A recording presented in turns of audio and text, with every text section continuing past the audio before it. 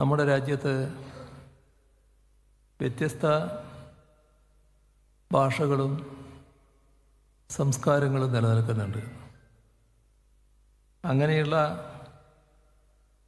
വ്യത്യസ്ത ഭാഷയും സംസ്കാരവും വെച്ച് പുലർത്തുന്ന ജനതയാണ് ഇത്തരത്തിൽ ഉള്ള ആശയങ്ങളുടെ അടിസ്ഥാനത്തിലുള്ള സമരങ്ങളിൽ പങ്കുചേർന്നത്. അതിൽ ഒന്നും വ്യത്യസ്തമായില്ല എന്നുള്ളതാണ് കാണേണ്ടത്. എല്ലാവരും ഒരേ ലക്ഷ്യത്തോടെ സ്വാതന്ത്ര്യസമര പ്രസ്ഥാനത്തിൽ പങ്കുചേർന്നു. ആ സവിശേഷതകൾ ഉൾക്കൊണ്ട് മാത്രമേ നമ്മുടെ രാജ്യത്തിന് നിലനിൽക്കാൻ കഴിയുമായിരുന്നുള്ളൂ. അതുകൊണ്ട് തന്നെ അന്ന് കാര്യങ്ങൾ ചർച്ച ചെയ്തപ്പോൾ സംസ്ഥാനങ്ങൾക്ക് അധികാരങ്ങൾ നൽകുക എന്നത് ഏറ്റവും പ്രധാനപ്പെട്ട ഒരു കാര്യമായി ഭരണഘടനാ നിർമ്മാണ സഭ തന്നെ കണ്ടു. ബഹുസ്വരതയുടെ ഭാഗമായി വിവിധ സംസ്കാരങ്ങളെയും ഭാഷയെയും ജീവിതത്തെയും അംഗീകരിക്കുന്ന രൂപമാണ് ഫെഡറലിസം എന്നുള്ളത്. ഓരോ ജനതയുടെയും സവിശേഷതക്കനുസരിച്ച് ഭരിക്കുന്നതിനുള്ള സാഹചര്യം സൃഷ്ടിക്കുക എന്ന വിശാലമായ കാഴ്ചപ്പാടാണ് അതിനുള്ളത്. ഇവിടെ വ്യത്യസ്ത ജനവിഭാഗങ്ങൾ അങ്ങനെയുള്ള ജനതയെ യോജിപ്പിച്ചു നിർത്തുന്നതിനുള്ള ഭരണഘടനാപരമായ സംവിധാനം ആ നിലയിലാണ് ഫെഡറലിസത്തെ കാണുന്നത്. ഫെഡറലിസം ഉന്മൂലനം ചെയ്താൽ രാജ്യത്തിൻ്റെ ഐക്യത്തെയും അഖണ്ഡതയെയുമാണ് അത് ബാധിക്കുക. ഇത് ഗൗരവമായി തിരിച്ചറിയേണ്ട ഒരു കാലമാണിത്. അതുകൊണ്ട് തന്നെ ഫെഡറലിസത്തിൻ്റെ സംരക്ഷണമെന്നത് രാജ്യത്തിൻ്റെ ഐക്യവും അഖണ്ഡതയും കാത്തുസൂക്ഷിക്കുന്നതിൻ്റെ ഭാഗമാണ്. ഇവിടെ ചരിത്രം പരിശോധിച്ചാൽ ഫെഡറലിസത്തിന് വേണ്ടിയുള്ള പോരാട്ടത്തിൽ കമ്മ്യൂണിസ്റ്റ് പാർട്ടി പ്രധാന പങ്ക് വഹിച്ചിട്ടുണ്ട് എന്ന് കാണാൻ കഴിയും. വിവിധ സംസ്ഥാനങ്ങളിൽ ഉയർന്നു വന്ന ഭാഷാ പ്രസ്ഥാനങ്ങളുമായി കൈകോർത്ത് പിടിച്ചുകൊണ്ട് ഈ സമരത്തെ കമ്മ്യൂണിസ്റ്റുകാർ മുന്നോട്ട് കൊണ്ടുപോയി. ഇതിൻ്റെ ഭാഗമായി ഓരോ സംസ്ഥാനത്തും അതിൻ്റേതായ സവിശേഷതകൾ മുന്നോട്ട് വെക്കുന്ന പുസ്തകങ്ങളും ആ ഘട്ടത്തിൽ പ്രസിദ്ധീകരിക്കപ്പെട്ടിരുന്നു.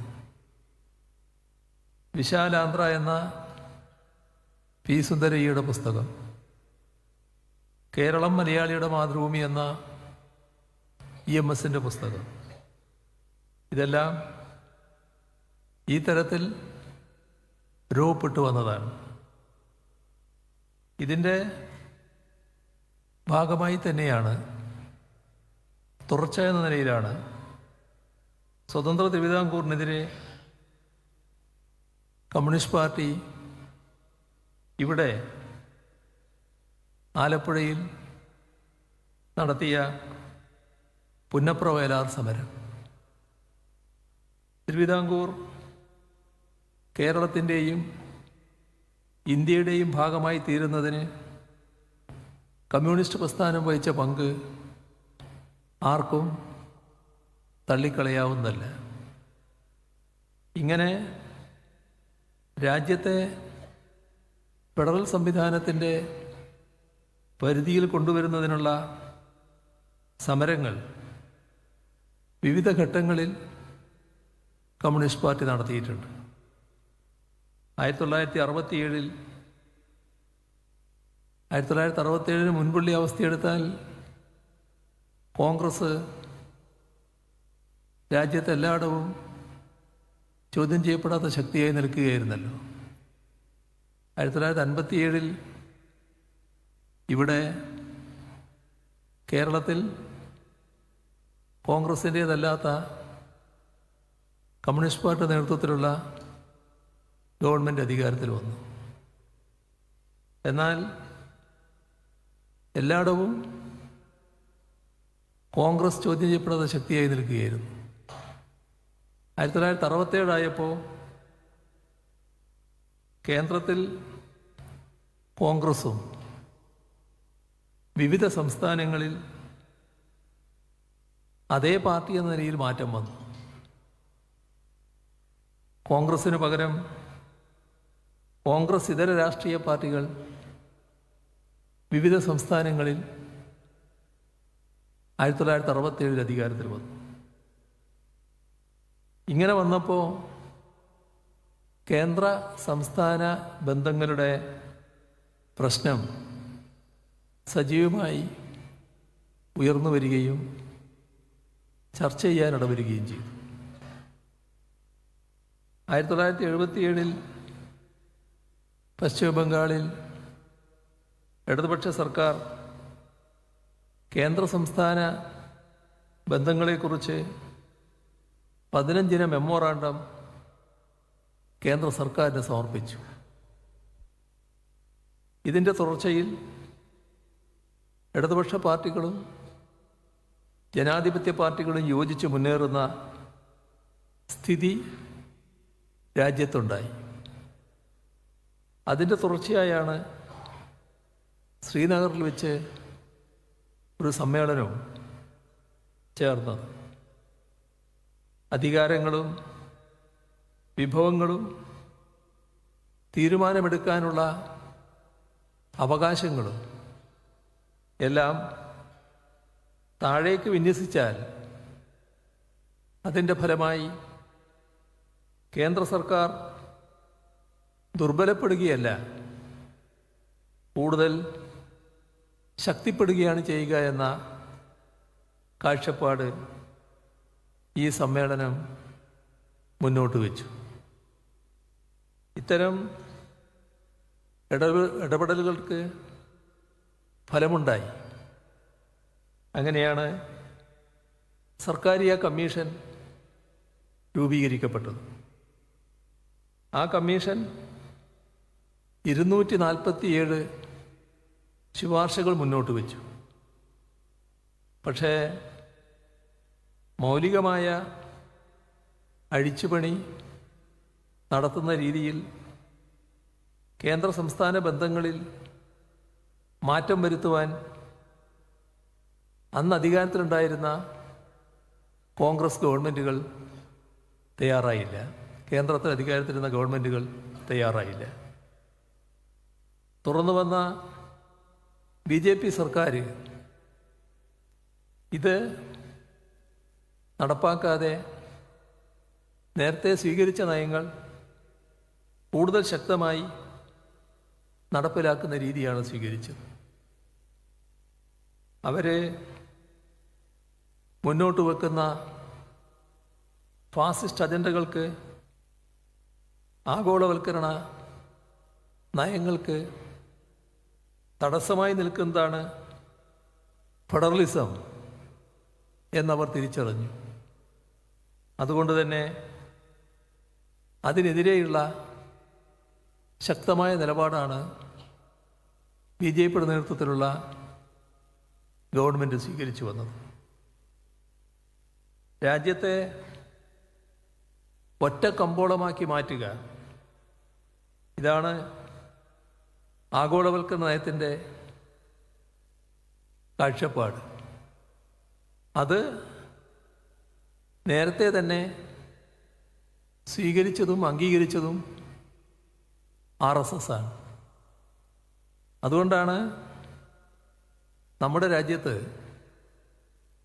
ആദ്യഘട്ടത്തിൽ സ്വാതന്ത്ര്യാനന്തര ഇന്ത്യയിൽ പൊതുമേഖലാ സ്ഥാപനങ്ങൾ ആരംഭിക്കുമ്പോൾ അത് പാടില്ല, ഇവിടെ സ്വതന്ത്ര കമ്പോളമാണ് വേണ്ടത്. RSS അന്ന് വാദിച്ചത് സ്വതന്ത്ര കമ്പോളത്തിന് വേണ്ടിയായിരുന്നു. പൊതുമേഖലാ സ്ഥാപനങ്ങൾക്ക് എതിരായ നിലപാടായിരുന്നു. അതോടൊപ്പം തന്നെ നാം കാണേണ്ട കാര്യമാണ്, രാജ്യത്തെ ഭാഷാടിസ്ഥാനത്തിലുള്ള സംസ്ഥാനങ്ങൾ രൂപീകരിക്കുന്നതിനുള്ള പ്രസ്ഥാനങ്ങൾ പലയിടത്തും ഉയർന്നു വന്നു. RSS അതിന് തീർത്തും എതിരായിരുന്നു. ഭാഷാടിസ്ഥാനത്തിലുള്ള സംസ്ഥാനം എന്ന കാഴ്ചപ്പാടിനെ അവർ എതിർത്തു. നമ്മുടെ ഭരണഘടന പ്രകാരം സംസ്ഥാനങ്ങൾക്ക് സവിശേഷമായ അധികാരങ്ങൾ വിഭാവനം ചെയ്തിട്ടുണ്ട്. എന്നാൽ അത്തരത്തിലുള്ള സംസ്ഥാനങ്ങളുടെ അധികാരങ്ങളെല്ലാം ഇല്ലാതാക്കാനുള്ള പ്രവർത്തനങ്ങളാണ് ഇപ്പോൾ നടന്നുകൊണ്ടിരിക്കുന്നത്. അതിൻ്റെ ഭാഗമായി ആദ്യം ചെയ്തത് ആസൂത്രണ പ്രക്രിയ തന്നെ ഇല്ലാതാക്കലാണ്. ജമ്മു കാശ്മീരിൻ്റെ പ്രത്യേക പദവി 307 പദവി എടുത്തു മാറ്റി. ഇവിടെ ലക്ഷദ്വീപിൻ്റെ അവകാശങ്ങൾ പോലും ഇല്ലാതാക്കുന്ന നടപടിയിലേക്ക് അവർ കടന്നു. മാത്രമല്ല, നമ്മുടെ സംസ്ഥാനങ്ങൾക്ക് കാര്യങ്ങൾ നിർവഹിക്കാൻ അധികാരമുള്ള സംസ്ഥാന ലിസ്റ്റിലുള്ള വിഷയങ്ങളുണ്ട്. ആ വിഷയങ്ങളെ കേന്ദ്ര ലിസ്റ്റിലേക്ക് വലിയ തോതിൽ മാറ്റുകയാണ്. അത് ഇതിൻ്റെ ഭാഗമായി സ്വീകരിക്കുന്ന നടപടിയാണ്. ഇപ്പോൾ സംസ്ഥാന വിഷയമാണ് സഹകരണ വിഷയം. പക്ഷേ സഹകരണ മേഖലയെ കേന്ദ്രത്തിൻ്റെ പരിധിയിൽ കൊണ്ടുവരാൻ തയ്യാറായി. അതിനെ സുപ്രീം കോടതി പോലും എതിർത്തു. നിയമം കൊണ്ടുവരാൻ കേന്ദ്ര ഗവൺമെൻറ് നടത്തിയ ഇടപെടലുകളെല്ലാം ഈ സംസ്ഥാന വിഷയം കേന്ദ്രം കൈക്കലാക്കുന്നതിൻ്റെ ഭാഗമായുള്ളതാണ്. എല്ലാ സംസ്ഥാനങ്ങളിലും കേന്ദ്രത്തിലെ ഭരണകക്ഷിയല്ല ഉള്ളത്. BJP ഇതര സംസ്ഥാനങ്ങളുണ്ട്. അപ്പോൾ സംസ്ഥാനങ്ങളിൽ, അത്തരം സംസ്ഥാനങ്ങളിൽ പ്രത്യേകിച്ചും ഗവർണർമാരെ ഉപയോഗപ്പെടുത്തി കേന്ദ്ര സർക്കാർ നടത്തുന്ന പ്രവർത്തനങ്ങൾ ഫെഡറലിസത്തെ തകർക്കും വിധമുള്ളതാണ്. ഇവിടെ സംസ്ഥാനങ്ങൾക്ക് വരുമാനം സാധാരണഗതിയിൽ വർദ്ധിപ്പിക്കാൻ കഴിയുക നികുതി ചുമത്തുന്നതിലൂടെയാണ്. പക്ഷേ നികുതി ചുമത്താനുള്ള സംസ്ഥാനങ്ങളുടെ അധികാരം എടുത്തു മാറ്റി GST കൊണ്ടുവന്നു. ഇതൊരു ഭാഗയാവുന്നുള്ളൂ. നമ്മുടെ രാജ്യത്ത് കേന്ദ്ര ഗവൺമെൻറ് വരുമാനം മുഴുവൻ നികുതിയിലൂടെ മാത്രമല്ല, നികുതിക്ക് പുറമെ വിവിധ സെസ്സുകളുണ്ട്. ആ സെസ്സുകൾ കേന്ദ്ര ഗവൺമെൻറ് കയ്യിലേക്ക് മാത്രം വരുമാനം എത്തുന്നതാണ്. മറ്റേ നികുതി വരുമാനം സംസ്ഥാനങ്ങൾക്ക് കൂടി അവകാശപ്പെട്ടതാണ്. അത് നിഷേധിക്കുന്നതിനാണ് സെസ് വ്യാപകമായി ചുമത്തുന്നത്. ഇതെല്ലാം ഫെഡറലിസത്തെ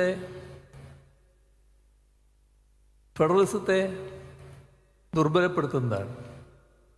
ഫെഡറലിസത്തിൻ്റെ ഭാഗമായി നിലനിൽക്കുന്ന സംസ്ഥാനത്തിൻ്റെ അധികാരങ്ങളെ ദുർബലപ്പെടുത്തുന്നതാണ്. ഇതോടൊപ്പം കാണേണ്ട ഒരു പ്രശ്നമാണ് ഹിന്ദിയെ ഒരു ഭാഷ എന്ന നിലക്ക് അടിച്ചേൽപ്പിക്കാനുള്ള നീക്കങ്ങൾ. അതും ഫെഡറലിസത്തെ ദുർബലപ്പെടുത്തുന്ന തരത്തിലുള്ളതാണ്. ഇവിടെ സംസ്ഥാനങ്ങൾക്ക് അർഹമായ വിഹിതം കേന്ദ്ര സർക്കാർ നൽകേണ്ടതായിട്ടുണ്ട്. പക്ഷേ നമ്മുടെ അനുഭവം, കേരളത്തിൻ്റെ അനുഭവം പ്രത്യേകിച്ചും, നമുക്ക് അർഹതപ്പെട്ട വിഹിതം നിഷേധിക്കുന്നു എന്നുള്ളതാണ്. ഇത്തരം കാര്യങ്ങളിൽ തെറ്റായ മാനദണ്ഡങ്ങൾ കൊണ്ടുവരികയാണ്. ഇപ്പോൾ സംസ്ഥാനങ്ങൾക്ക് കൃത്യമായി ലഭിക്കുന്ന വിഹിതം തടയുന്നതിനുള്ള നടപടികളാണ് ഇതിൻ്റെ ഭാഗമായി ഉണ്ടാകുന്നത്. ഇപ്പോൾ വലിയ തോതിൽ ഉയർന്നു കേൾക്കുന്ന ഒരു മുദ്രാവാക്യം, ഒരു രാജ്യം ഒരു തെരഞ്ഞെടുപ്പ്, ഇത് ഫെഡറലിസത്തിനെ തകർക്കും വിധമുള്ളതാണ്. പാർലമെൻ്ററി ജനാധിപത്യ വ്യവസ്ഥയെ പ്രസിഡൻഷ്യൽ വ്യവസ്ഥ കൊണ്ട് പകരം വെക്കണമെന്ന കാഴ്ചപ്പാടാണ് BJPക്കുള്ളത്. യഥാർത്ഥത്തിൽ ഫെഡറലിസത്തിൻ്റെ കടക്കൽ കത്തിവെക്കുന്ന ശ്രമമാണത്, കത്തിവെക്കാനുള്ള നീക്കമാണ്.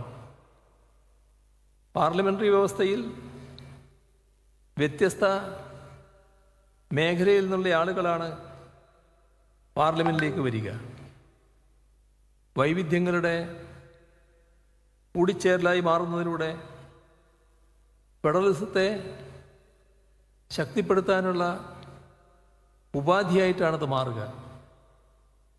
അതിനെ തകർക്കുക എന്ന ലക്ഷ്യത്തോടെയാണ് തെരഞ്ഞെടുപ്പിനെ പുതിയ രീതിയിൽ അവതരിപ്പിക്കാൻ നോക്കുന്നത്. ഒരു രാജ്യം ഒരു തെരഞ്ഞെടുപ്പ് എന്ന രീതിയിൽ അവതരിപ്പിക്കുന്നത്.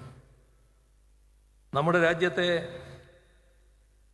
ഹിന്ദു രാഷ്ട്രമായി പ്രഖ്യാപിക്കണമെന്ന ആവശ്യം വരെ ഇതിൻ്റെ കൂടെ ഉയരുന്നുണ്ട് എന്നതും ശ്രദ്ധിക്കേണ്ട കാര്യമാണ്.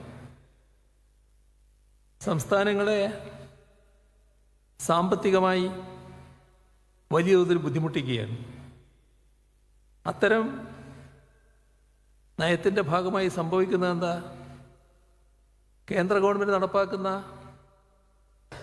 ആഗോളവൽക്കരണ നയത്തിന് ബദൽ നയങ്ങൾ നമ്മുടേതുപോലെ സംസ്ഥാനം നടപ്പിലാക്കുമ്പോൾ ആ ബദൽ നയങ്ങൾ നടത്താൻ പറ്റാത്ത സാഹചര്യം സൃഷ്ടിക്കുക, അതിനെ തകർക്കുക. അതാണ് കേന്ദ്ര സർക്കാർ ലക്ഷ്യം വെക്കുന്നത്. ഇതിൻ്റെ ഭാഗമായി അനേകം നടപടികൾ സംസ്ഥാനങ്ങളുടെ നേരെ തെറ്റായ രീതിയിൽ സ്വീകരിക്കുന്നതായി കാണാൻ നമുക്ക് കഴിയും. അപ്പോൾ ബദൽ നയങ്ങൾ പാടില്ല. തങ്ങൾ നടപ്പാക്കുന്ന നയം തന്നെ എല്ലായിടവും നടപ്പാക്കപ്പെടണം. അതാണ് കേന്ദ്ര ഗവൺമെൻറ് സ്വീകരിക്കുന്ന നില. ഇപ്പോൾ നമ്മുടെ സംസ്ഥാനത്തിൻ്റെ അനുഭവം പറഞ്ഞാൽ 2016 ശേഷം നമ്മൾ നടത്തുന്ന വികസന പ്രവർത്തനങ്ങളിൽ അതിൽ ആവശ്യമായ ധനം നമ്മുടെ ഖജനാവിനെ മാത്രം ആശ്രയിച്ചല്ല നമ്മൾ കണ്ടെത്തുന്നത്. നമ്മുടെ ഖജനാവിൻ്റെ ശേഷി മാത്രം ഉപയോഗപ്പെടുത്തി കേരളത്തിൽ ഉയർന്നു വരുന്ന ആവശ്യങ്ങൾ നിറവേറ്റാൻ പുറപ്പെട്ടാൽ ദശാബ്ദങ്ങൾ കാത്തുനിന്നാലും നടപ്പാക്കാൻ പറ്റാത്ത അവസ്ഥ വരും. അത്രയേ നമ്മുടെ ഖജനാവിന് ശേഷിയുള്ളൂ. എന്നാൽ ആവശ്യങ്ങൾ വളരെ വലുതാണ്. ആവശ്യങ്ങൾ നിറവേറ്റണമെങ്കിൽ മറ്റൊരു മാർഗത്തിലൂടെ ധനം കണ്ടെത്താനാവണം. അങ്ങനെയാണ് ആ മാർഗത്തെക്കുറിച്ച് ആലോചിച്ചപ്പോഴാണ് 2016 കിഫ്ബിയെ പുനർജീവിപ്പിക്കാൻ തീരുമാനിച്ചത്. കിഫ്ബിയുടെ പ്രവർത്തനാനുഭവം വെച്ചാൽ നല്ല രീതിയിൽ നാടിൻ്റെ വികസനത്തിനു വേണ്ടി അതിലൂടെ പണം കണ്ടെത്താനായി എന്നുള്ളതാണ്. അന്ന് 5 വർഷം കൊണ്ട് നമ്മൾ ലക്ഷ്യമിട്ടിരുന്നത് 50,000 കോടി രൂപയായിരുന്നു. 50,000 കോടി രൂപയുടെ പശ്ചാത്തല സൗകര്യ വികസനമാണ്. എന്നാൽ 2021 ആയപ്പോൾ 50 അല്ല 62,000 കോടി രൂപയുടെ വികസന പദ്ധതികളാണ് കിഫ്ബിയിലൂടെ അംഗീകരിക്കപ്പെട്ടത്. ഇപ്പോൾ അത് 90,000 കോടി രൂപയിലെത്തി നിൽക്കുകയാണ്. ഇതിൻ്റെ സാക്ഷ്യപത്രങ്ങൾ നമ്മുടെ വിദ്യാഭ്യാസ മേഖലയെടുത്താൽ, ആരോഗ്യരംഗമെടുത്താൽ, വിവിധ പശ്ചാത്തല സൗകര്യ പദ്ധതികളെടുത്താൽ, റോഡുകൾ, പാലങ്ങൾ, എന്തിനധികം പറയുന്നു, നാഷണൽ ഹൈവേക്ക് സ്ഥലമേറ്റെടുക്കുന്നതിന് എവിടെയും ഇല്ലാത്ത തരത്തിൽ നമ്മുടെ സംസ്ഥാനത്തിന് 25%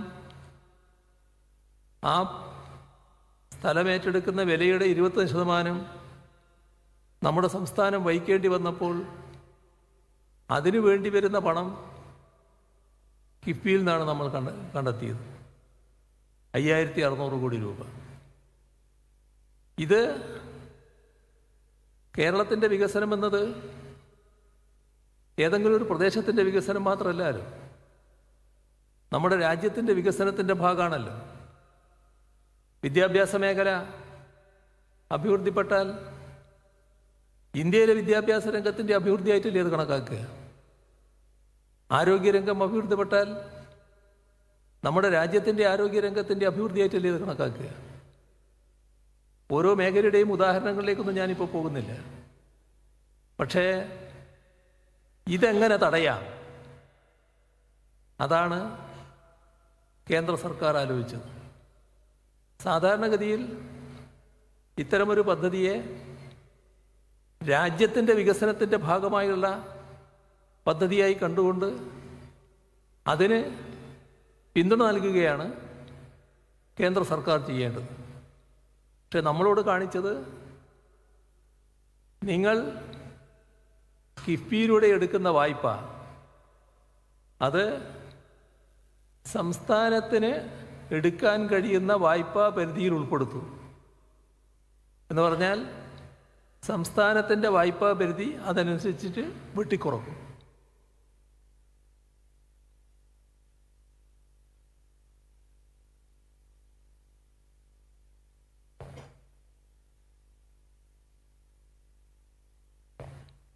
ഒരു കാര്യം നമ്മളപ്പോൾ ശ്രദ്ധയിൽപ്പെടുത്തി, അല്ല നിങ്ങളുടെ കയ്യിൽ നാഷണൽ ഹൈവേ അതോറിറ്റി ഉണ്ട്, മറ്റു ചില സ്ഥാപനങ്ങളുണ്ട്, അതെല്ലാം പറഞ്ഞു. അവരെല്ലാം കടമെടുക്കുന്നുണ്ടല്ലോ. ആ കടം ഇന്ത്യ ഗവൺമെൻറ് കടമായിട്ട് കണക്കാക്കുന്നില്ലല്ലോ. അതിനുത്തരവില്ല. വേറൊരു കാര്യം, ഇപ്പോൾ അടുത്ത നാളുകളിൽ കൂടി സംസ്ഥാന ഗവൺമെൻറ് കേന്ദ്ര ഗവൺമെൻറ് അടുത്ത് ആവശ്യപ്പെട്ടൊരു കാര്യമാണ്. നിങ്ങൾ ഒരു സംസ്ഥാനത്തും ഇല്ലാത്ത രീതിയിൽ ഞങ്ങളിൽ നിന്ന് നാഷണൽ ഹൈവേ ഭൂമി ഏറ്റെടുക്കുന്നതിന് വേണ്ടി 25% വാങ്ങി. അതിൽ 6000 കോടിയോളം രൂപ നിങ്ങൾക്ക് ഞങ്ങൾ തന്നു. ഇത് കിഫ്ബിയിൽ നിന്നാണ് ഞങ്ങൾ തന്നത്.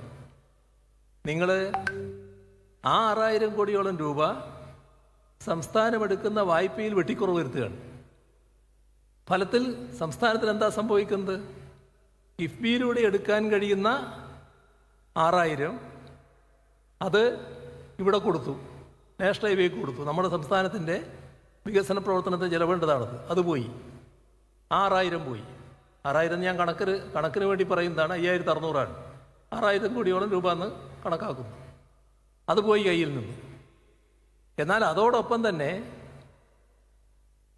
സംസ്ഥാന ഗവൺമെൻറ്റിൻ്റെ കടത്തിൽ ഈ 6000 കോടിയോളവും കുറവ് വരുത്തുകയാണ്.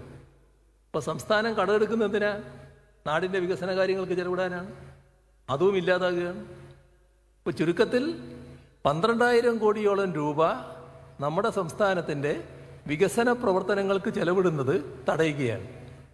നിങ്ങൾ ഈ 6000 കോടിയോളമെങ്കിലും ഞങ്ങൾക്ക് അനുവദിക്കൂ എന്നിപ്പോൾ അവസാനം വരെ പറഞ്ഞു നിൽക്കുകയാണ്. പക്ഷേ അനുവദിക്കാൻ തയ്യാറല്ല. ഇതാണ് ബദൽ നയങ്ങളുടെ നേരെ കേന്ദ്ര ഗവൺമെൻറ് സ്വീകരിക്കുന്ന നിലപാട്. നമ്മുടെ ക്ഷേമ പെൻഷൻ, ആ ക്ഷേമ പെൻഷൻ നൽകുന്നതിന് ഒരു കമ്പനി നമ്മളുണ്ടാക്കി. ആ കമ്പനിയിലൂടെ ക്ഷേമ പെൻഷൻ കൃത്യമായി കൊടുത്തു വരികയായിരുന്നു. അത് ഈ പറയുന്ന നിലപാടെടുത്ത് തടയുന്ന നില കൊണ്ടുവന്നു. അപ്പോൾ ഒരു തരത്തിലും ബദൽ നയങ്ങൾ പാടില്ല എന്നുള്ളതാണ്. നമുക്ക് അനുവദനീയമായ കടപരിധി 3%. അതും നിഷേധിക്കുകയാണ്. ഇവിടെ സംസ്ഥാനങ്ങൾക്കുള്ള നികുതി വിഹിതം വലിയ തോതിൽ കേന്ദ്ര സർക്കാർ വെട്ടിക്കുറക്കുകയാണ്. കേന്ദ്രത്തിൻ്റെ മൊത്തം വരുമാനം അതിൻ്റെ 1/3 സെസ്സുകളും സർചാർജുകളുമാക്കി മാറ്റി. ആ സെസ്സുകളും സർചാർജുകളും സംസ്ഥാനങ്ങളുമായി പങ്കുവെക്കേണ്ടതില്ല. അപ്പോൾ കേന്ദ്രത്തിൻ്റെ കയ്യിലെത്തുന്ന വരുമാനം സംസ്ഥാനങ്ങൾക്ക് വീതിച്ചു നൽകുന്നതിൽ വലിയ കുറവ് വരുത്തി എന്നുള്ളതാണ് കാണാൻ നമുക്ക് സാധിക്കുക. ഇപ്പോൾ നേരത്തെയുള്ള ഒരു അനുഭവത്തിൽ YV റെഡ്ഡിയുടെ നേതൃത്വത്തിലുള്ള ധനകാര്യ കമ്മീഷൻ സംസ്ഥാനങ്ങൾക്ക് 42% കേന്ദ്ര നികുതി വിഹിതം നൽകണമെന്നാണ് ശുപാർശ ചെയ്തത്. 2014 BJP സർക്കാർ അധികാരത്തിൽ വന്നപ്പോൾ അത് 33% വെട്ടിക്കുറക്കാനാണ് ശ്രമിച്ചത്. ഇപ്പോൾ സംസ്ഥാനങ്ങൾക്കുള്ള നികുതി വിഹിതത്തിൽ സ്വതന്ത്ര തീരുമാനമെടുക്കാൻ അധികാരമുള്ള ഭരണഘടനാ സ്ഥാപനമാണ് ധനകാര്യ കമ്മീഷൻ. ഈ ഭരണഘടനാ മാനദണ്ഡം ലംഘിച്ചാണ് കേന്ദ്ര സർക്കാർ ആ ഘട്ടത്തിൽ ധനകാര്യ കമ്മീഷന് മേൽ സമ്മർദ്ദം ചെലുത്തിയത്. ഇപ്പോൾ വിദ്യാഭ്യാസ രംഗത്ത് എന്താണ് രാജ്യത്ത് നടന്നുകൊണ്ടിരിക്കുന്നത്? വിദ്യാഭ്യാസം എന്നത് സാധാരണഗതിയിൽ സംസ്ഥാനങ്ങൾക്ക് വലിയ തോതിൽ നിർവഹിക്കാനുള്ള ഒരു മേഖലയാണ്. പക്ഷേ സംസ്ഥാനങ്ങൾക്കുള്ള എല്ലാ സാധ്യതകളെയും തകർക്കുകയാണ്. അവിടെ കായികവൽക്കരണവും വാണിജ്യവൽക്കരണവും അതിൻ്റേതായ അജണ്ടകൾ നടപ്പിലാക്കാനാണ് ശ്രമിക്കുന്നത്. ഇപ്പോൾ കേന്ദ്ര വിദ്യാഭ്യാസ നയം അതിൻ്റെ കരടിൽ വൈസ് ചാൻസലർ നിയമനം ആ വൈസ് ചാൻസലർ നിയമനത്തിനുള്ള സെർച്ച് കമ്മിറ്റിയുടെ രൂപീകരണം അതുപോലും ചാൻസലറുടെ മാത്രം അധികാരമാക്കി മാറ്റാനാണ് ഉദ്ദേശിക്കുന്നത്. സംസ്ഥാന സർവകലാശാലകളിലെ വൈസ് ചാൻസലർമാരെ ഫലത്തിൽ കേന്ദ്രം ഭരിക്കുന്ന പാർട്ടി തീരുമാനിക്കുന്ന നില, അതാണ് പുതിയ നിർദ്ദേശത്തിൽ കാണാൻ നമുക്ക് കഴിയുക. ഇവിടെ വിദ്യാഭ്യാസ രംഗത്ത് വലിയ തോതിലുള്ള അസ്വസ്ഥത സൃഷ്ടിക്കുന്ന ഒന്നാണത്. എന്തിനാണ് ഇത്തരത്തിൽ നീങ്ങുന്നത്? കൃത്യമായ അജണ്ടയുടെ ഭാഗമാണ്. നമ്മുടെ ചരിത്രം അത് കുട്ടികൾ പഠിക്കുന്നതിനിടവരരുത്. ആ പുതിയ ചരിത്രം പഠിക്കണം. യഥാർത്ഥ ചരിത്രമല്ല, സൃഷ്ടിക്കപ്പെട്ട ചരിത്രം. അതിൻ്റേതായ ഒട്ടേറെ ഉദാഹരണങ്ങൾ വന്നുകൊണ്ടിരിക്കുകയാണല്ലോ. സ്വാതന്ത്ര്യ സമരത്തിൽ പങ്കാളിത്തം വഹിക്കാത്ത ഒരു കൂട്ടർ, സ്വാതന്ത്ര്യ സമരത്തെ തള്ളിപ്പറഞ്ഞവർ, ആ ഘട്ടത്തിൽ ബ്രിട്ടീഷ് വൈസ്രോയിയോട് ഞങ്ങൾക്ക് നിങ്ങളുമായി അഭിപ്രായ വ്യത്യാസമില്ല, നിങ്ങളിവിടെ തുടരണമെന്നാണ് ഞങ്ങളുടെ അഭിപ്രായം എന്ന് നേരിട്ട് പോയി അറിയിച്ചവർ, അവരെല്ലാം സ്വാതന്ത്ര്യ സമര പ്രസ്ഥാനവുമായി കണക്കാക്കിയാൽ ചരിത്രം വഞ്ചകരായിട്ടാണല്ലോ കണക്കാക്കുക. ആ ചരിത്രം അതേപോലെ വരും തലമുറ പഠിക്കാൻ പാടില്ല. അവിടെ മാപ്പെഴുതി കൊടുത്തു പോയ ആൾ വീരനായിരുന്നു, അദ്ദേഹമാണ് വലിയ സ്വാതന്ത്ര്യ സമര സേനാനി എന്ന പുതിയ പഠിപ്പിക്കൽ വരണം. ആ പുതിയ ചരിത്രം വരണം. അതിന് ഇന്നുള്ള വിദ്യാഭ്യാസ ഘടന മാറണം. അതിനുവേണ്ടി കായികവൽക്കരണം പൂർണ്ണമായിട്ട് നടപ്പാക്കണം. ഇതാണ് നടപ്പാക്കുന്നത് എന്ന് നമ്മൾ ഓർക്കണം. ഇപ്പോൾ ഈ അടുത്ത നാളിൽ GSTയുടെ പരിഷ്കരണം വന്നല്ലോ. GST പരിഷ്കരണം സാധാരണഗതിയിൽ നടപ്പാക്കേണ്ടത് GST കൗൺസിലാണ്.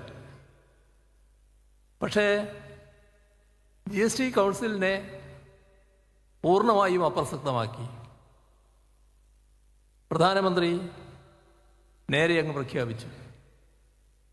ഇതാണ് രീതി. ഇപ്പോൾ നമ്മുടെ കേരളത്തിന് വർഷത്തിൽ 10,000 കോടി രൂപയുടെ നഷ്ടമാണ് സംഭവിക്കാൻ പോകുന്നത്. പഴയ കണക്കല്ല. ഈ പരിഷ്കരണം വരുന്നതിന് മുൻപ് നമ്മുടെ സംസ്ഥാനത്തിന് കിട്ടേണ്ടിയിരുന്ന വരുമാനത്തിൽ ഒരു വർഷം 10,000 കോടി രൂപയുടെ വരുമാനം കുറയാൻ പോകുന്നു. ഇത് നികത്തണം എന്ന് കൗൺസിലിൽ ശക്തമായി ആവശ്യപ്പെട്ടെങ്കിലും അതുമായി ബന്ധപ്പെട്ട് തീരുമാനങ്ങൾ ഒന്നുമായിട്ടില്ല. അവരുടെ കണ്ട കാര്യം അടിച്ചേൽപ്പിക്കുന്ന നിലയാണ് ഉണ്ടായിട്ടുള്ളത്. ഇവിടെ 8 സംസ്ഥാനങ്ങളിലെ ധനമന്ത്രിമാർ ഒരേ സ്വരത്തിൽ ആവശ്യപ്പെട്ടൊരു കാര്യമുണ്ട്. നിങ്ങളിപ്പോൾ നിരക്ക് കുറയുന്നത് ആ കുറയുന്ന നിരക്കിൻ്റെ ഗുണഫലം ഉപഭോക്താക്കൾക്ക് കിട്ടണം. അത് കോർപ്പറേറ്റുകൾക്ക് കിട്ടുന്ന നിലയുണ്ടാവരുത്. കാരണം വിലയിൽ വ്യത്യാസം വരണമല്ലോ. ഇപ്പോൾ നിരക്ക് കുറച്ചാൽ ആ വിൽപ്പന വിലയിൽ നിരക്കിൽ കുറവ് വരണമല്ലോ. നമ്മുടെ രാജ്യത്തിൻ്റെ പലപ്പോഴുമുള്ള അനുഭവം ഇത്തരം കുറവുകൾ വരാറില്ല. അതുകൊണ്ടാണ് 8 സംസ്ഥാനങ്ങൾ ഒന്നിച്ച് തന്നെ ഈ ഒരു ആവശ്യം ഉന്നയിച്ചിട്ടുള്ളത്. 8 സംസ്ഥാനങ്ങൾ ഒന്നിച്ച് തന്നെ ഞങ്ങൾക്ക് സംഭവിക്കുന്ന നഷ്ടം നികത്തണമെന്നും ആവശ്യപ്പെട്ടിട്ടുണ്ട്. നമ്മളെ കേരളത്തിൻ്റെ നഷ്ടം മാത്രമാണ് 10,000 കോടി എന്ന് ഞാൻ പറഞ്ഞത്. ഇവിടെ നമ്മുടെ രാജ്യത്തിൻ്റെ അവസ്ഥയെടുത്താൽ വ്യത്യസ്തങ്ങളായ മതങ്ങളുണ്ട്. അതിൻ്റെ ഭാഗമായുള്ള മതവിശ്വാസങ്ങൾ നമ്മുടെ രാജ്യത്ത് തുടരുന്നുണ്ട്. മഹാഭൂരിഭാഗം ആളുകളും ഏതെങ്കിലും മതത്തിൽ വിശ്വസിക്കുന്നവരാണ്. എന്നാൽ ഒരു മതത്തിലും വിശ്വസിക്കാത്തവരും നമ്മുടെ രാജ്യത്തുണ്ട്. അങ്ങനെ ഉള്ള എല്ലാവരും കൂടിച്ചേർന്നതായിരുന്നു നമ്മുടെ സ്വാതന്ത്ര്യസമര പ്രസ്ഥാനം. അതുകൊണ്ട് തന്നെ അവയെല്ലാം ഉൾക്കൊള്ളുക എന്നതാണ് സ്വാതന്ത്ര്യസമര പ്രസ്ഥാനം സ്വീകരിച്ച നില.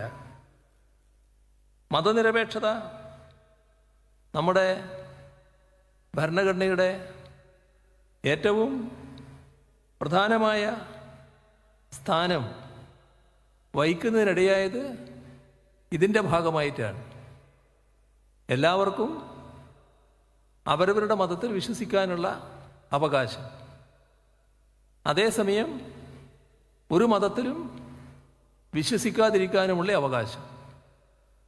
ഈ എല്ലാ വിശ്വാസികൾക്കും വിശ്വാസമില്ലാത്തയാൾക്കും എല്ലാം തുല്യ അവകാശം. അതാണ് മതനിരപേക്ഷത നമ്മുടെ രാജ്യത്തിന് പ്രദാനം ചെയ്യുന്നത്. നമ്മുടെ രാജ്യത്തിൻ്റെ സ്വാതന്ത്ര്യസമര പ്രസ്ഥാനത്തിൻ്റെ ചരിത്രം പരിശോധിച്ചാൽ മതവിശ്വാസം മുറുകെ പിടിച്ചിരുന്ന ഒരുപാട് നേതാക്കളുണ്ടായിരുന്നു. സ്വാതന്ത്ര്യസമരത്തിൻ്റെ അഭിവന്ദ്യരായ നേതാക്കൾ. പക്ഷെ അവരെല്ലാം മതനിരപേക്ഷതയ്ക്ക് വേണ്ടിയാണ് ശക്തമായി നിലകൊണ്ടിരുന്നത്. ഇപ്പോൾ ഗാന്ധിജി ഭഗവത്ഗീതയ്ക്ക് വ്യാഖ്യാനം എഴുതി. മൗലാന അബ്ദുൽ കലാം ആസാദ് ഖുറാന് ഭാഷ്യം രചിച്ചു. ഇവരെല്ലാം മതനിരപേക്ഷതയാണ് രാജ്യത്തിന് മുന്നിൽ ഉയർത്തിപ്പിടിച്ച ആശയം. എന്തുകൊണ്ടാണ് ഇത്തരത്തിലുള്ള മതവിശ്വാസികൾ മതനിരപേക്ഷ രാഷ്ട്രത്തിനായി നിലകൊള്ളാൻ തയ്യാറായത്? അത് കാണേണ്ടതും മനസ്സിലാക്കേണ്ടതും മതനിരപേക്ഷ രാഷ്ട്രത്തിൽ മാത്രമേ എല്ലാ മതവിശ്വാസികൾക്കും അവരുടെ വിശ്വാസങ്ങൾക്കനുസരിച്ച് ജീവിക്കാൻ കഴിയുകയുള്ളൂ. അതോടൊപ്പം വിശ്വാസമില്ലാത്ത ആളുകൾക്ക് അത്തരത്തിൽ ജീവിക്കാനുള്ള അവകാശവും. ഇത് മതനിരപേക്ഷ രാഷ്ട്രത്തിൽ മാത്രമേ സാധിക്കൂ. അതാണ് രാജ്യത്തിന് വേണ്ടത് എന്നതാണ് സ്വാതന്ത്ര്യസമര നേതാക്കളും സ്വാതന്ത്ര്യസമര സേനാനികളായിരുന്ന സ്വാതന്ത്ര്യസമരത്തിൽ പങ്കെടുത്തിയ എല്ലാവരും മുന്നോട്ട് വെച്ചത്. അപ്പോൾ എല്ലാ മതവിശ്വാസികൾക്കും സന്തോഷത്തോടെ അവരുടെ വിശ്വാസവുമായി കഴിയാൻ പറ്റുന്ന രാഷ്ട്രം എന്ന നിലക്കാണ് മതനിരപേക്ഷ രാഷ്ട്രം എന്ന ആശയം മുന്നോട്ട് വരുന്നത്. ഇത് വർഗീയ ശക്തികൾക്ക് യോജിക്കാൻ കഴിയുന്ന കാര്യമല്ല. വർഗീയ ശക്തികളെ സംബന്ധിച്ചിടത്തോളം മതത്തെ രാഷ്ട്രീയ ആവശ്യത്തിന് വേണ്ടി ഉപയോഗിക്കുക, അതാണ് അവരുടെ സമീപനം. അതിനായി മതങ്ങളുടെ പേരിൽ സംഘർഷമുണ്ടാക്കുക, ആ സംഘർഷങ്ങളിൽ നിന്ന് രാഷ്ട്രീയ നേട്ടം കൈവരിക്കുക, ഇതാണ് അവരുടെ ലക്ഷ്യം. വർഗീയ സംഘടനകൾ നടത്തിയ പ്രവർത്തനങ്ങൾ പരിശോധിച്ചാൽ ആ പ്രവർത്തനത്തിൻ്റെ ഭാഗമായി നാട്ടിൽ നടന്നിട്ടുള്ള സംഘർഷങ്ങൾ, കലാപങ്ങൾ, ചിലപ്പോൾ കൂട്ടക്കൊലപാതകങ്ങൾ, നമ്മുടെ മനുഷ്യ മനസ്സാക്ഷിയെ ഞെട്ടിപ്പിക്കുന്ന അനേക സംഭവങ്ങൾ, ഇതെല്ലാം അവരുപയോഗിച്ചത് രാഷ്ട്രീയ നേട്ടമുണ്ടാക്കുന്നതിനാണ്. അതുകൊണ്ടാണ് മനുഷ്യ മനസ്സാക്ഷിയെ മരവിപ്പിക്കുന്ന സംഭവങ്ങൾ അടക്കം ഇതിൻ്റെ ഭാഗമായി ഉണ്ടായാലും പിന്നീടുള്ള ഘട്ടത്തിൽ ഈ വർഗീയ സംഘടനകൾ അതിൽ നിന്ന് പിന്മാറാതിരിക്കുന്നത്. അവരതിൻ്റെ രുചി അറിഞ്ഞു കഴിഞ്ഞു. ആ രുചി അറിഞ്ഞതിൻ്റെ ഭാഗമായി തന്നെ കൂടുതൽ അതിലഭിരമിക്കുന്ന അവസ്ഥയാണ് സ്വീകരിക്കുന്നത്. അപ്പോൾ മതസംഘർഷങ്ങൾ രൂപപ്പെടുത്തേണ്ടത് ആവശ്യമാണെന്നവർ കാണുന്നു. ഇവിടെ മതവിശ്വാസം സാധാരണഗതിയിൽ മുന്നോട്ട് വെക്കുന്ന പരസ്പര ബഹുമാനത്തിൻ്റെതായ കാഴ്ചപ്പാടുകളുണ്ട്. വർഗീയതയുമായി ബന്ധപ്പെട്ടല്ലാത്ത നില സ്വീകരിച്ചാൽ വർഗീയ മനസ്സുകളല്ലെങ്കിൽ മതവിശ്വാസികൾ പരസ്പരം ബഹുമാനിക്കുന്നവരായിരിക്കും. പക്ഷേ ഇവർ വർഗീയ ശക്തികൾ ആ പരസ്പര ബഹുമാനത്തെ പൂർണ്ണമായും കൈയൊഴിയുകയാണ്. ആ സ്ഥാനത്ത് അന്യമത വിരോധം എങ്ങനെയെല്ലാം വളർത്താൻ പറ്റും എന്നാണ് അവർ ശ്രമിക്കുന്നത്. ഇപ്പോൾ വർഗീയത ഇത് രാഷ്ട്രീയ ആവശ്യത്തിന് വേണ്ടിയുള്ള ഒരു ഉപാധിയാണ്. ബ്രിട്ടീഷുകാർ ഇന്ത്യ ഭരിക്കുമ്പോൾ സാമ്രാജ്യത്വ ചൂഷണത്തിനെതിരായി രാജ്യത്ത് വലിയ തോതിലുള്ള ജനകീയ പ്രക്ഷോഭം ഉയർന്നു വന്നു. അത്തരം ജനകീയ പ്രക്ഷോഭങ്ങൾ തകർക്കേണ്ടത് ബ്രിട്ടീഷുകാരുടെ ഒരു ആവശ്യമായിരുന്നു. ആ ജനകീയ പ്രക്ഷോഭത്തിൽ ജനങ്ങളാകെയുണ്ട്. ആ പ്രക്ഷോഭത്തിൽ പങ്കെടുക്കുന്നവരുടെ ഇടയിൽ ചേരിതിരിവുണ്ടാക്കുക. അതിന് അവരുപയോഗിച്ച ആയുധം വർഗീയതയായിരുന്നു. വർഗീയത ഉപയോഗിച്ച് ഈ പ്രക്ഷോഭത്തിൽ പങ്കെടുക്കുന്ന ആളുകളിൽ പരസ്പരം അവിശ്വാസം, സ്പർദ്ധ, വിദ്വേഷം ഇതെല്ലാം വളർത്തി അങ്ങനെ സംഘർഷമുണ്ടാക്കുക. അത്തരം സംഘർഷങ്ങൾ ഉയർന്നു വന്നാൽ സാമ്രാജ്യത്വ വിരുദ്ധ പ്രക്ഷോഭത്തെ ദുർബലപ്പെടുത്താനാകും. തങ്ങളുടെ ഗവൺമെൻറ്റിന് മറ്റ് പ്രശ്നങ്ങളുണ്ടാവില്ല. ഇതാണ് ബ്രിട്ടീഷ് സർക്കാർ കണക്കാക്കിയത്. ബ്രിട്ടീഷുകാരുടെ ഈ നയങ്ങൾക്കെതിരെയാണ് മതനിരപേക്ഷതയുടെ രാഷ്ട്രീയം സ്വാതന്ത്ര്യ സമരത്തിന് നേതൃത്വം കൊടുത്തവർ മുന്നോട്ട് വെച്ചത്. അതുമായാണ് സ്വാതന്ത്ര്യ സമരം മുന്നോട്ട് പോയത്. ഇവിടെ നാം ശ്രദ്ധിക്കേണ്ട കാര്യം, ഇന്ത്യൻ സ്വാതന്ത്ര്യ സമരം ഏറ്റവും നല്ല രീതിയിൽ ശക്തിപ്പെട്ടു നിൽക്കുന്ന ഘട്ടത്തിലാണ് RSSൻ്റെ ജനനം. RSS ആ സ്വാതന്ത്ര്യ സമരത്തിൽ പങ്കെടുത്തതേയില്ല. ബ്രിട്ടീഷുകാർക്ക് വേണ്ടി മതത്തിൻ്റെ പേര് പറഞ്ഞ് ജനങ്ങളെ തമ്മിലടിപ്പിക്കാനാണ് അന്ന് അവർ ശ്രമിച്ചത്. അത്തരം ആശയക്കാർക്ക് ഭരണഘടനയിലെ മതനിരപേക്ഷ കാഴ്ചപ്പാടിനെ അംഗീകരിക്കാൻ ആവില്ലല്ലോ. ഇപ്പോൾ നമ്മുടെ രാജ്യത്ത് 600 നാട്ടുരാജ്യങ്ങൾ, ആ 600 നാട്ടുരാജ്യങ്ങളെ ആകെ ഒരു രാഷ്ട്രമാക്കി മാറ്റുക, അത് നമ്മുടെ സ്വാതന്ത്ര്യസമര പ്രസ്ഥാനത്തിൻ്റെ ഭാഗമായി നടന്ന കാര്യമാണ്. പക്ഷേ സ്വാതന്ത്ര്യസമര പ്രസ്ഥാനത്തിൽ ഒരു പങ്കും വഹിക്കാത്ത RSSന് ഈ തരത്തിലൊരു ഇന്ത്യ, ഈ 600 നാട്ടുരാജ്യങ്ങളും ഒന്നായി മാറിയ ഒരു ഇന്ത്യ എങ്ങനെ രൂപപ്പെട്ടു എന്നതിനെക്കുറിച്ച് ഒരു ധാരണയും ഇല്ല എന്നാണ് നാം കാണേണ്ടത്.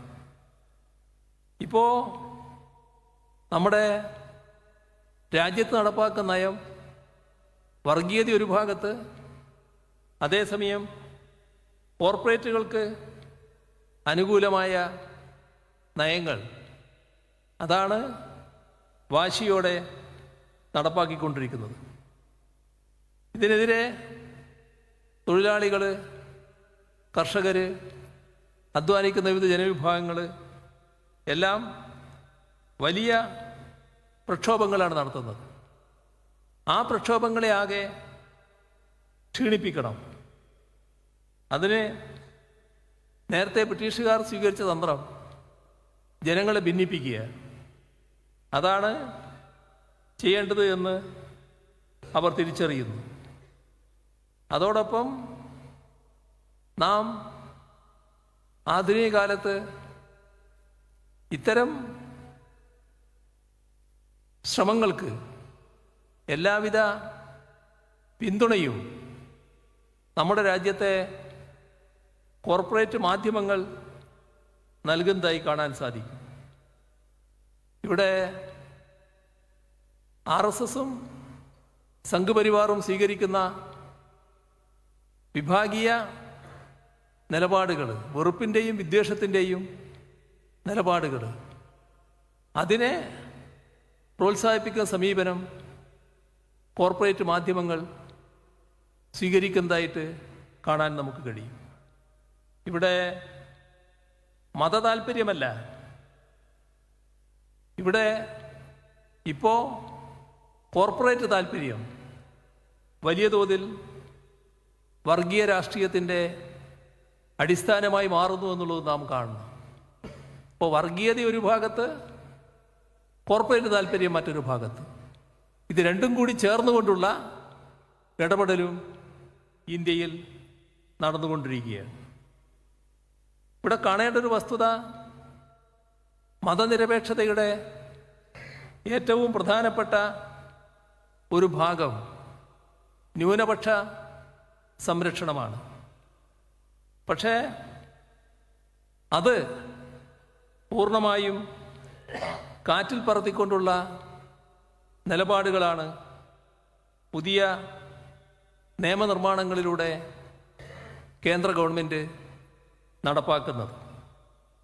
ഇപ്പോൾ മതരാഷ്ട്ര ആശയങ്ങൾ നിയമങ്ങളിലൂടെ നടപ്പാക്കുന്ന രീതി നമ്മുടെ രാജ്യത്ത് സ്വീകരിച്ചു വരികയാണ്.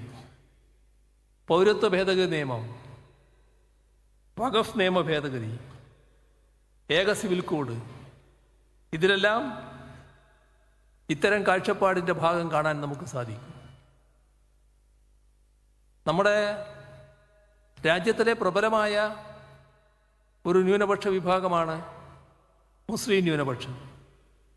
ആ മുസ്ലിം ന്യൂനപക്ഷ വിഭാഗങ്ങൾക്കെതിരെയാണ് ഇത്തരം നിയമങ്ങൾ കൊണ്ടുവരുന്നത്. ഇവിടെ സംഘടിതമായ ആക്രമണങ്ങൾ അഴിച്ചുവിടുക, ന്യൂനപക്ഷങ്ങളെ ആക്രമണങ്ങളിലൂടെയും ഭരണ നടപടികളിലൂടെയും ഭയപ്പെടുത്തി കീഴ്പ്പെടുത്തുക, ആ നയവും സ്വീകരിച്ചു പോവുകയാണ്. നമ്മുടെ രാജ്യത്താകെ ഗോമാംസത്തിൻ്റെ പേരിൽ നടക്കുന്ന ആക്രമണങ്ങൾ, ബുൾഡോസർ രാജ്, ഇതെല്ലാം ഇത് തന്നെയാണ് കാണിക്കുന്നത്. ഇവിടെ മറ്റൊരു പ്രബല മതന്യൂനപക്ഷമാണ് ക്രൈസ്തവ വിഭാഗം. ക്രിസ്ത്യൻ ന്യൂനപക്ഷങ്ങൾക്കെതിരെയും ശക്തമായ നിലപാടാണ് സംഘപരിവാർ സ്വീകരിച്ചു പോകുന്നത്. കേന്ദ്ര ഗവൺമെൻറ് അതേ നിലപാടാണ് സ്വീകരിക്കുന്നത്. നമ്മുടെ മുന്നിൽ മണിപ്പൂരിൻ്റെ അനുഭവങ്ങളുണ്ട്. ഇവിടെ ഏറ്റവും ഒടുവിലുണ്ടായത് കേരളത്തിൽ നിന്നുള്ള കന്യാസ്ത്രീകൾക്കുണ്ടായ ദുരനുഭവം. നമ്മുടെ നാട് അതിശക്തമായി തന്നെ അതിനെതിരെ പ്രതികരിച്ചു. മതനിരപേക്ഷ ശക്തികളെല്ലാം അതിനെ ശക്തമായി ചോദ്യം ചെയ്തു. എന്നാൽ വർഷങ്ങൾക്ക് മുൻപ് ഗ്രഹാം സ്റ്റെയിനും അദ്ദേഹത്തിൻ്റെ കുടുംബവും ചുട്ടുകൊല്ലപ്പെട്ടത് ആ ദുരനുഭവം നമ്മുടെ രാജ്യത്തുണ്ടായതാണ്. ഉത്തർപ്രദേശ്, മധ്യപ്രദേശ്, കർണാടക, ഹരിയാന, ഒഡീഷ, ഛത്തീസ്ഗഡ്, ബീഹാർ, ജാർഖണ്ഡ് ഇവിടങ്ങളിലെല്ലാം വലിയ തോതിലാണ് ആക്രമണങ്ങൾ നടക്കുന്നത്.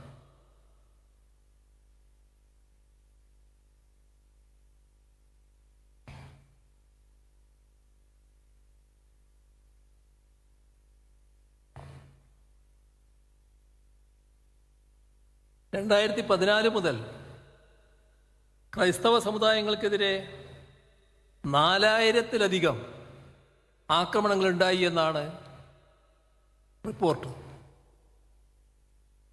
ഭൂരിപക്ഷ വർഗീയത അത് രാജ്യത്തുണ്ടാക്കുന്ന ആപത്തുണ്ട്. ഈ ഭൂരിപക്ഷ വർഗീയതയെ ഞങ്ങൾ നേരിടാം എന്ന് പറഞ്ഞുകൊണ്ട് ചില ന്യൂനപക്ഷ വിഭാഗത്തിലുള്ളവരും വർഗീയമായി സംഘടിക്കാനുള്ള ശ്രമങ്ങൾ നടത്തുന്നുണ്ട്.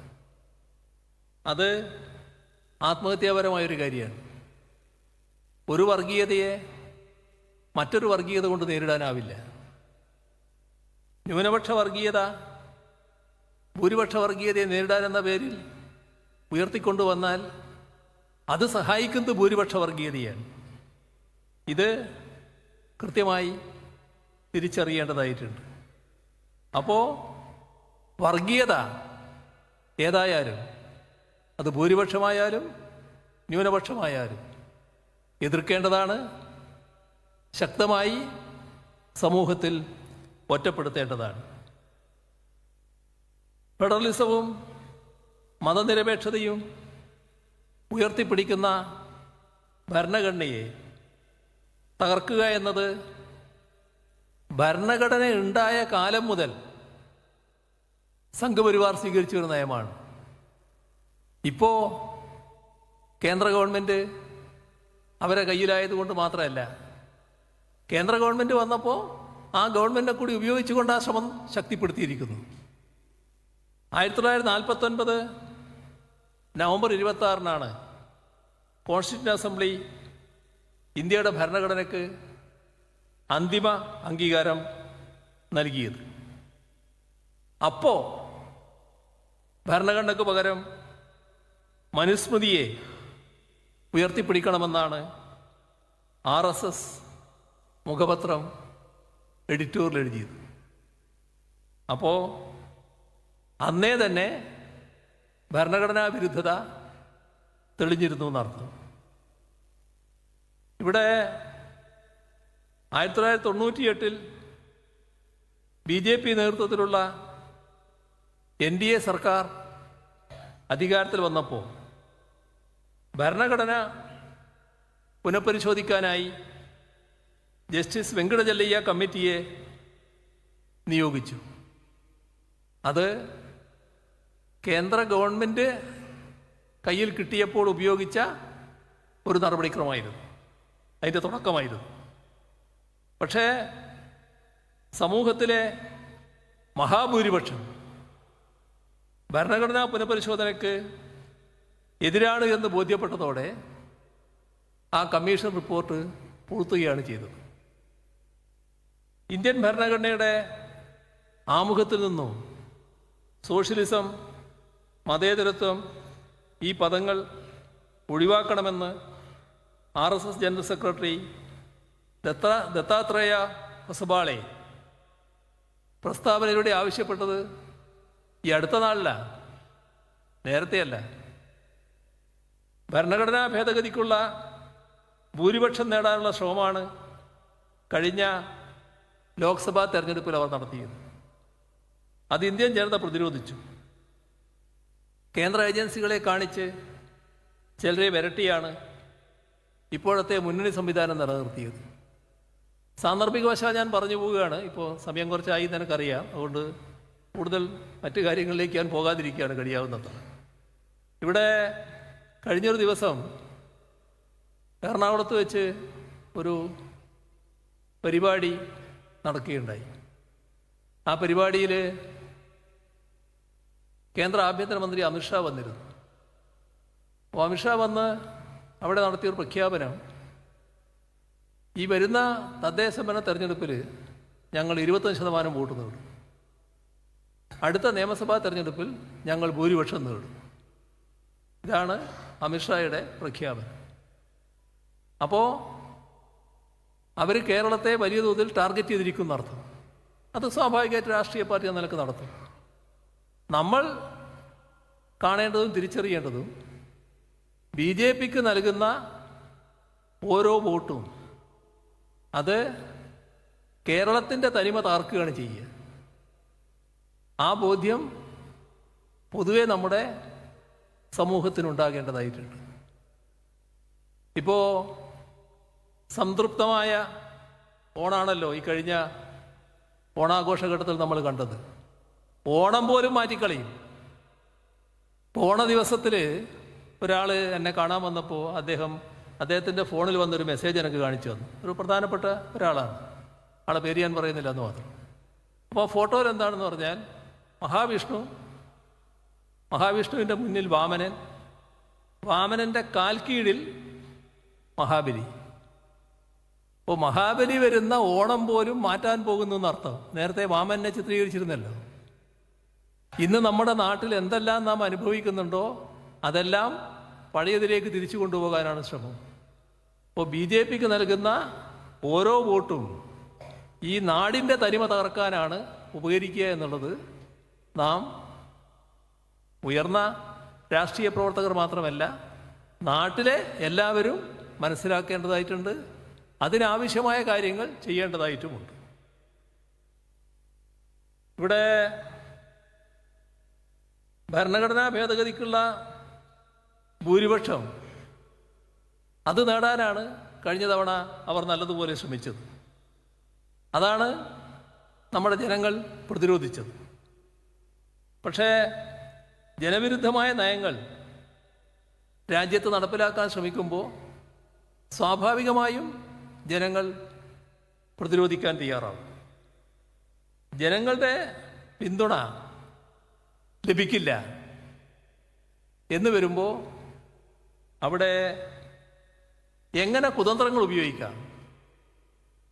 ആ കാര്യത്തിൽ തെരഞ്ഞെടുപ്പ് അട്ടിമറിക്കാൻ എങ്ങനെ സാധിക്കും? ആ തെരഞ്ഞെടുപ്പ് അട്ടിമറിക്കുന്നതിന് തെരഞ്ഞെടുപ്പിന് തന്നെ ഫലപ്രദമായി നേതൃത്വം കൊടുക്കേണ്ട തെരഞ്ഞെടുപ്പ് കമ്മീഷനെ എങ്ങനെയൊക്കെ ഉപയോഗിക്കാം, എങ്ങനെയെല്ലാം ദുരുപയോഗിക്കാം, ഈ ആലോചനകളടക്കം നടക്കുകയാണ്. തെരഞ്ഞെടുപ്പ് കമ്മീഷനെ തീരുമാനിക്കാനുള്ള കമ്മിറ്റിയിൽ സുപ്രീം കോടതി ചീഫ് ജസ്റ്റിസിനെ ഉൾപ്പെടുത്തണമെന്ന സുപ്രീം കോടതി വിധിയായിരുന്നു.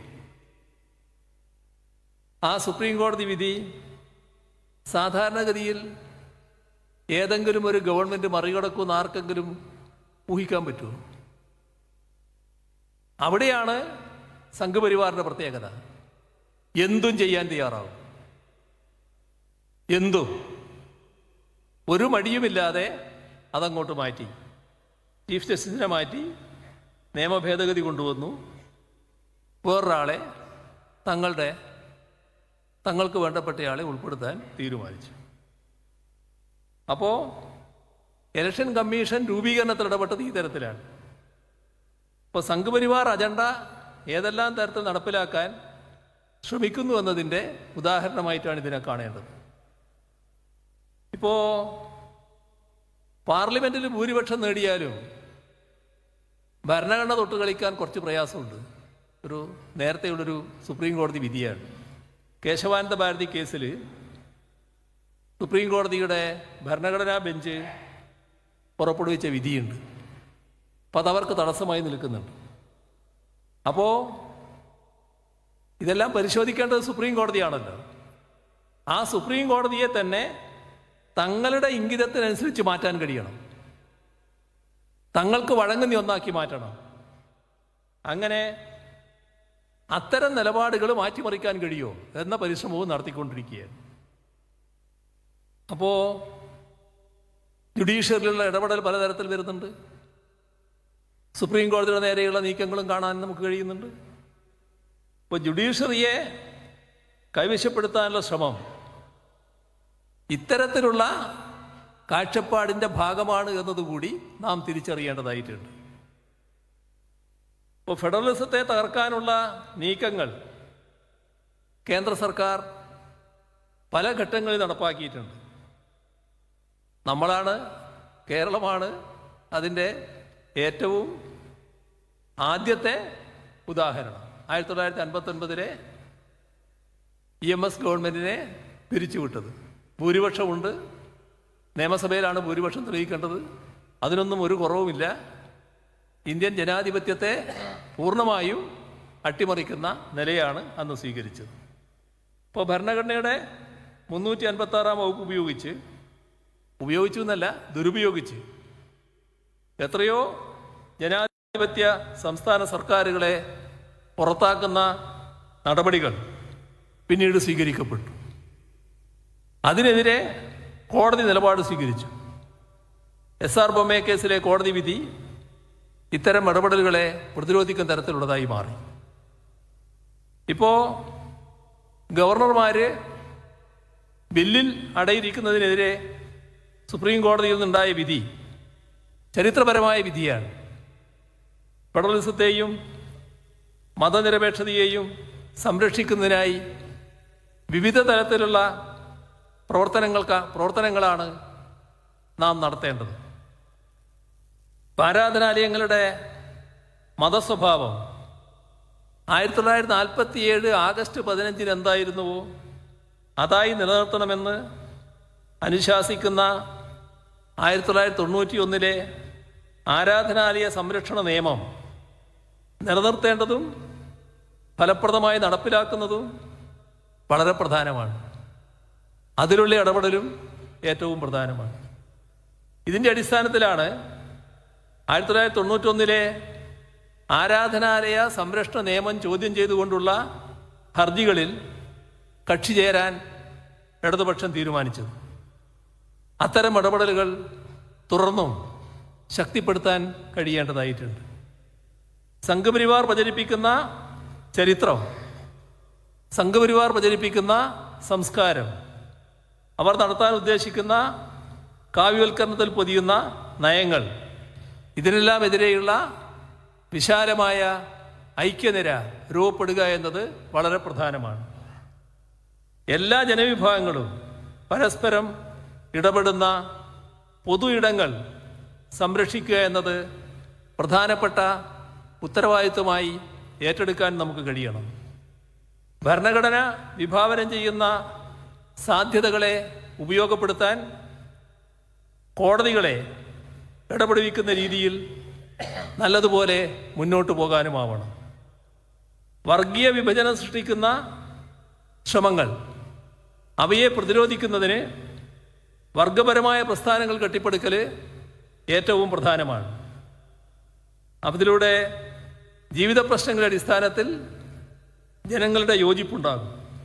അത്തരം പ്രവർത്തനങ്ങൾ ഏറ്റെടുക്കുക എന്നതും രാജ്യത്തിൻ്റെ ഭാവിക്ക് പ്രധാനമാണ്. സംഘപരിവാറിൻ്റെ രാഷ്ട്രീയത്തിനെതിരെ വിശാലമായ ഐക്യനിര കെട്ടിപ്പടുക്കുക എന്നത് പ്രധാനമാണ്. പ്രാദേശിക ജനാധിപത്യ കക്ഷികളെ ഉൾപ്പെടെ യോജിപ്പിച്ചുകൊണ്ടുള്ള പ്രവർത്തനങ്ങൾ ഇക്കാര്യത്തിൽ സംഘടിപ്പിക്കേണ്ടതുണ്ട്. സംഘപരിവാർ മുന്നോട്ട് വെക്കുന്ന സാമ്പത്തിക നയങ്ങൾക്കും നവഫാസിസ്റ്റ് നയങ്ങൾക്കുമെതിരായി വ്യക്തമായ ബദലോടുകൂടിയുള്ള കാഴ്ചപ്പാട് ഇടതുപക്ഷ പ്രസ്ഥാനങ്ങൾക്കാണുള്ളത്.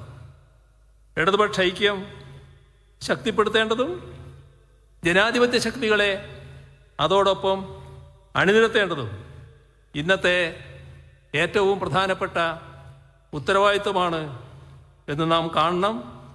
അങ്ങനെ ഇത്തരം നീക്കങ്ങളെ, തെറ്റായ നീക്കങ്ങളെ പ്രതിരോധിക്കാൻ നമുക്ക് കഴിയണം. അതിന് ഫലപ്രദമായ നേതൃത്വം കൊടുക്കാൻ ഇടതുപക്ഷത്തിന് സാധിക്കണം എന്നുകൂടി ഓർമ്മിപ്പിച്ചുകൊണ്ട് മറ്റു കാര്യങ്ങളിലേക്ക് കടക്കാതെ, ഇപ്പോൾ തന്നെ കുറച്ചധികം സമയമായിപ്പോയി, ഈ പരിപാടി ഔപചാരികമായി ഉദ്ഘാടനം ചെയ്ത് അറിയിച്ചുകൊണ്ട് അവസാനിപ്പിക്കുന്നു. നിങ്ങൾക്ക് എൻ്റെ അഭിവാദ്യങ്ങൾ.